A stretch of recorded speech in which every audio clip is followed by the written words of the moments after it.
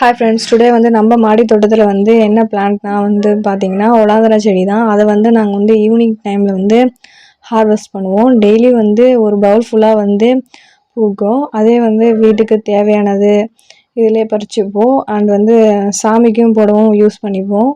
என் sister தான் வந்து பறிச்சிட்ருக்காங்க. நான் வந்து வீடியோ வந்து கவர் பண்ணிகிட்ருந்தேன்.